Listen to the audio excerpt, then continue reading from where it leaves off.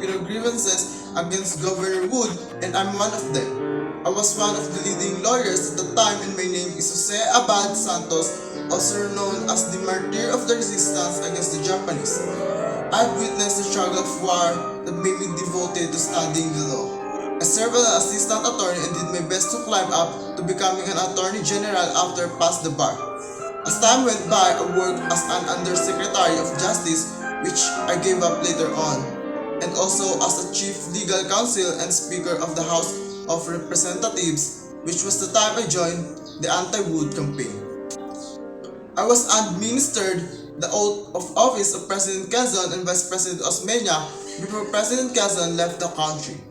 I was appointed as acting president of the Commonwealth Government and acting commander-in-chief of the Armed Forces of the Philippines and the Philippine Commonwealth Army. But I got arrested by the Japanese army.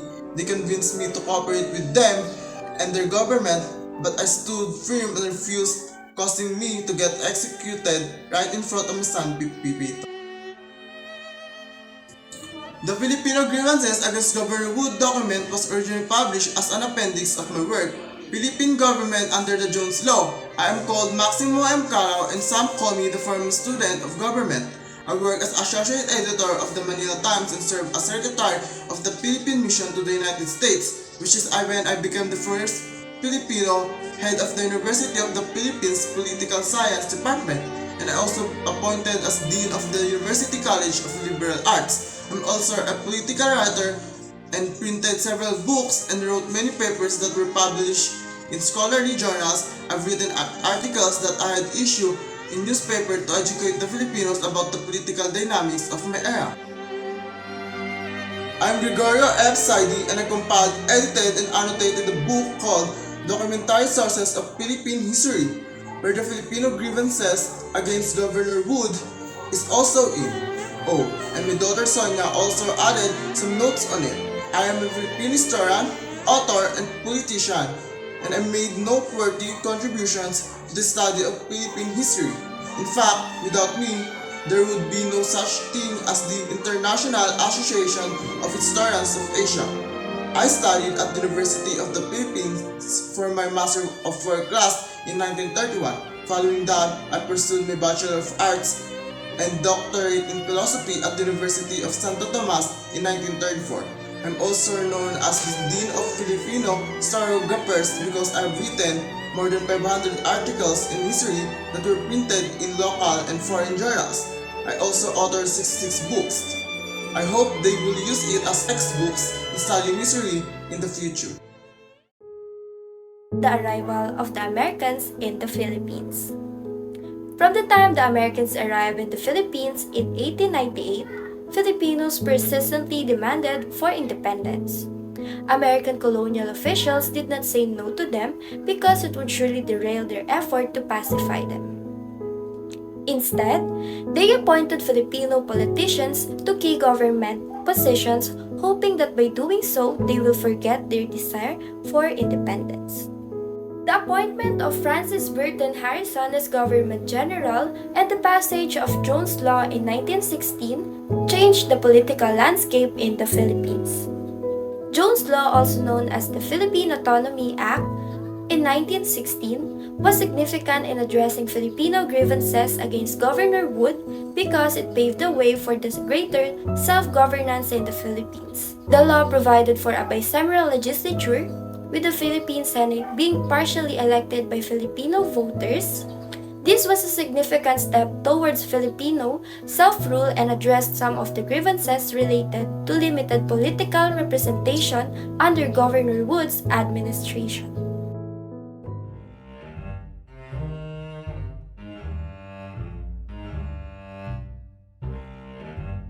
My name is Leonard Wood. I've had the honor of serving my country with unwavering dedication and commitment. From a young age, I felt a calling to serve something greater than myself. I made the decision to join the United States Army Medical Corps, embarking on a journey that would shape the course of my life. Throughout my military career, I faced numerous challenges and witnessed the horrors of war. But with each trial, I grew stronger in my resolve to protect my fellow soldiers and defend the principles of freedom and justice. When I was appointed the governor of the Philippines in 1921, I understood the weight of the responsibility placed upon me. One of my primary goals as a governor was to improve the lives of the Filipino people.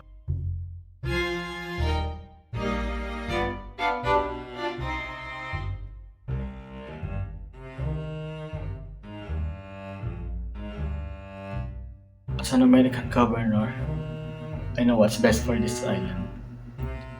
I refuse laws that they think are necessary for the public. How could they know what's best for them? I'm the governor, so I have much more knowledge than them. And when I say that, I personally substituted my constitutional advisors for a group of military. I also help them manage their funds, such as making appointments to position and authorizing the payments of salaries. Also, I use some public funds to grant additional compensation to my dear public official.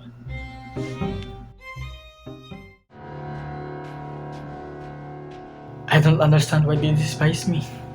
I'm just helping them, going to the length of appointing me to obtain the advice of the Senate. It's ridiculous. They even tried to make me look like I was the one damaging the relationship between our countries. I tried to get the government out of business, to dispose of all the companies capitalized by the government because this was the best for their economy, but they still didn't like it. So in return, I sanctioned the campaign of insidious propaganda in the United States against the Filipino people and their aspirations. Also, I tried to close the Philippine National Bank. Those Filipinos aren't really grateful. All I do is for them, yet they issued me Executive Number 37 on me and wrote a documentary about me. As Governor General of the Philippines during the American colonial period, I was entrusted with the responsibility of upholding the principle of justice and democracy while navigating the complexities of the governance in a foreign land. The Executive Order Number 37 stands as a testament to the evolving nature of governance and political freedom in the Philippines during my tenure. One of the most significant aspects of Executive Order Number 37 was its repeal of the sedition law, a law that would be used by the colonial government to suppress dissent and curtail political freedoms in the Philippines. The decision to repeal the sedition law was not taken lightly. It represented a fundamental shift in our approach to governance. A recognition of the importance of safeguarding political freedoms and fostering an environment conducive to open discourse and dissent. Throughout my time as the governor general, I was acutely aware of the challenges facing the Philippines and the aspiration of its people for the greater autonomy and self-determination. Executive Order Number 37 was a reflection of our commitment to addressing these challenges and promoting progressive reforms. While Executive Order 37 was issued after my term ended, it is a testament to the broader trends and challenges in governments that characterize the time in office.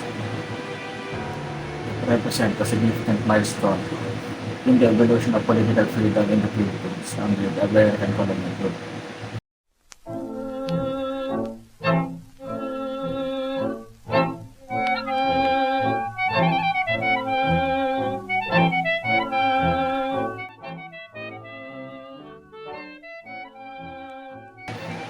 My tenure as governor may have come to an end, but the legacy of Executive Order Number 37 endure as a beacon of hope and progress.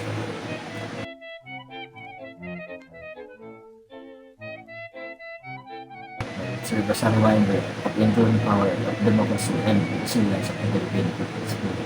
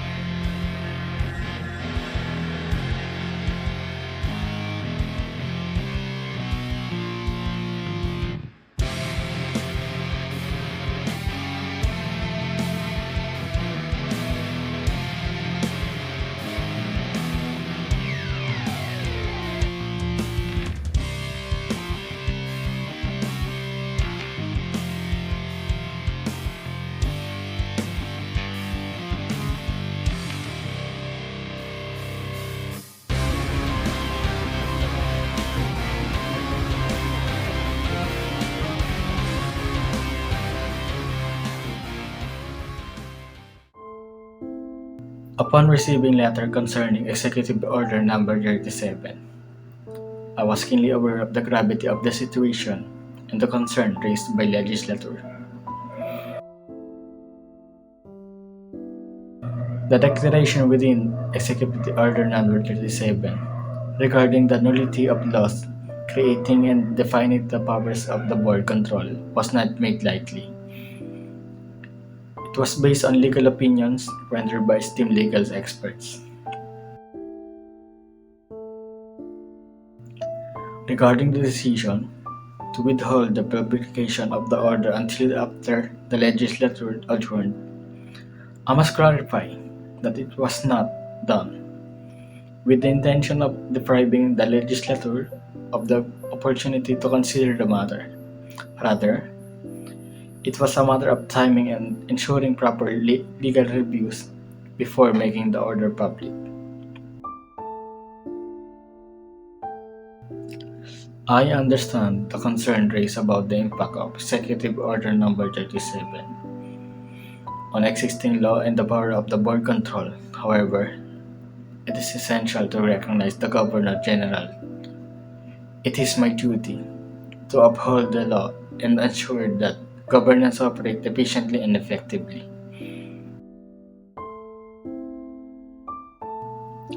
Executive Order Number 37 was issued with the utmost consideration for the rule of law and the welfare of our nation.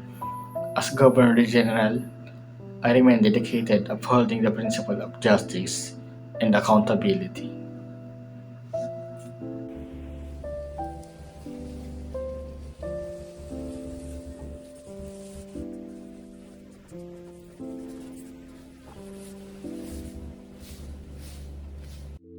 Let's tackle about relevance of Filipino grievances against Governor Wood. This document serves as a crucial resource for scholars and historians focusing on the American period in the Philippines. It delves into Governor General Wood's influence, the prolonged pursuit of independence and dynamics within Filipino leadership, providing depth and context to the historical narratives. The historical journal uncovers atrocities under Governor General Wood's administrations.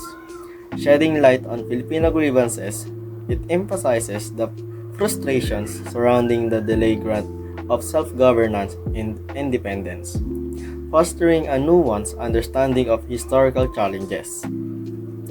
Additionally, the document promotes essential Filipino values such as loyalty to country, intellectual empowerment, and the right to fight for principles. It encourages a reevaluation of Filipino leaders, highlighting figures like Manuel Quezon, who openly expressed grievances against Governor Wood.